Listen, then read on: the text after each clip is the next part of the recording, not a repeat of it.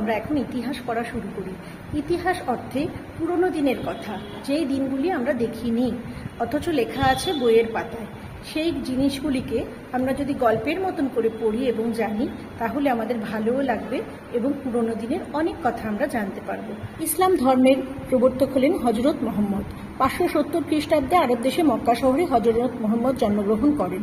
তার পিতার নাম আবদুল্লাহ ও মায়ের নাম আমিনা, অর্থাৎ যীশু খ্রিস্টের জন্মের 570 বছর পরে। হজরতের জন্মের আগেই তার বাবা মারা যান, মা জন্মের কিছুদিন পরেই মারা যান, অর্থাৎ তিনি অনাথ হিসেবেই ছোট থেকে বড় হন। খুবই দারিদ্র্যের মধ্যে, খুবই অভাবের মধ্যে তার দিন কাটতে থাকে। ফলে তার লেখাপড়া শেখার তেমন একটা সুযোগ হয়নি। হজরত মোহাম্মদ ছোটবেলা থেকেই প্রকৃতিকে খুব ভালোবাসতেন। দেখতেন আরবদের পাহাড়, পাথর, নদী এসব নিয়ে অসংখ্য মূর্তি এবং কত রকমের দেবদেবীদের পুজো সেখানে প্রচলিত ছিল। অথচ এইসব পুজোয় কোনো আন্তরিকতা তিনি খুঁজে পেতেন না। তিনি ভাবতেন কোনো প্রতীক, কোনো কিছুকে রেখে পুজো করলে সেটা সঠিকভাবে ভগবানকে ডাকা হচ্ছে না। তখন আরব দেশে পশুপালন এবং উটের ব্যবসার খুব চলন ছিল। হজরত মোহাম্মদ সেই ব্যবসায় যোগ দিলেন। এই সময় খাদিজা নামে এক ধনী এবং ধর্মপরায়ণ নারীর সাথে তার ব্যবসার সূত্রে আলাপ হয়।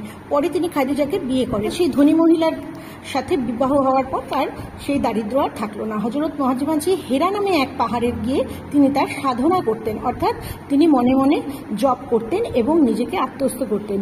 মুসলমান ধর্মের মূল কথা হলো ঈশ্বর এক এবং সকল মানুষই হলো তারই সন্তান। প্রত্যেক মানুষ একে অন্যকে ভালোবাসবে, এই কথাই তিনি বলেছেন। বিত্তবান এবং ক্ষমতাবান যারা, তারা দুর্বল এবং গরিবদের সাহায্য করবে, এই কথাই তিনি বলেছেন। রমজান মাসে ঈশ্বরের আদেশ তিনি শুনতে পেলেন। তিনি সাধনায় সিদ্ধি লাভ করলেন। সিদ্ধি লাভ করার পর তিনি আরববাসীদের বললেন, ঈশ্বর অনেক নয়, এক। এছাড়াও তিনি বললেন, মূর্তি পূজার কোনো দরকার নেই।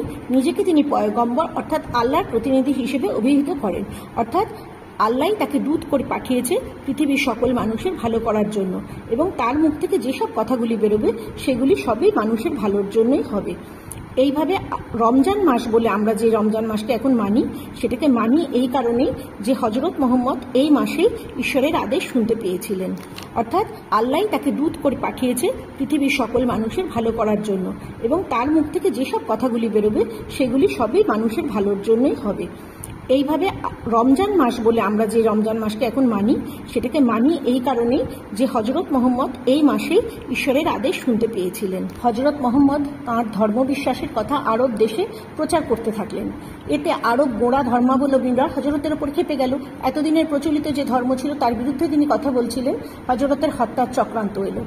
বারবারই আমরা দেখছি বিভিন্ন ধর্মে এই যখনই তাদের বিরুদ্ধে কেউ কথা বলেছে তাদেরকে মেরে ফেলবার চক্রান্ত করা হয়েছে। ফলে একসময় মক্কা ছেড়ে তিনি শিষ্যদের নিয়ে মদিনায় চলে গেলেন। মোহাম্মদের মক্কা থেকে মদিনায় যাওয়ার যাত্রাকে হিজিরা বা দেশান্তর গমন বলে, মানে এক দেশ থেকে আরেক দেশে যাচ্ছে। এই বছর থেকেই অর্থাৎ 622 খ্রিস্টাব্দ থেকে মুসলমানদের নতুন বছর শুরু হলো, তার নাম হিজরি। তাহলে মুসলমানদের মধ্যে যে নতুন হিজরি বছর হিসেবে যেটা চালু হয়েছে, সেটি শুরু হয়েছিল যীশু খ্রিস্টের জন্মের 622 বছর পরে। মদিনাবাসীরা মোহাম্মদের ধর্মমতকে সাদরে গ্রহণ করলেন। হজরত মোহাম্মদ প্রবর্তিত ধর্মের নাম হলো ইসলাম ধর্ম। যারা ইসলাম ধর্ম গ্রহণ করেন তাদের মুসলমান বলা হয়। মুসলমানদের ধর্মগ্রন্থের নাম কি? কোরআন শরীফ, যেই বইতে তিনি সমস্ত কিভাবে সব নিয়ম আচার মানতে হবে এবং মানুষের ভালোর জন্য কি কি করতে হবে লেখা আছে, তাই সেই বইটির নাম হচ্ছে কোরআন শরীফ। হজরত মোহাম্মদের মৃত্যুর 100 বছরের মধ্যে ইসলাম ধর্ম শুধুমাত্র মদিনায় নয়, সিরিয়া, পারস্য, মিশর প্রভৃতি বিভিন্ন দেশে ছড়িয়ে পড়ল। আরও পরে এশিয়া অর্থাৎ আমাদের এই ভারতবর্ষ, পাকিস্তান, আফগানিস্তান এইসব দেশেও ছড়িয়ে পড়ল। আফ্রিকা মহাদেশেরও বিভিন্ন অঞ্চলে ছড়িয়ে পড়ল।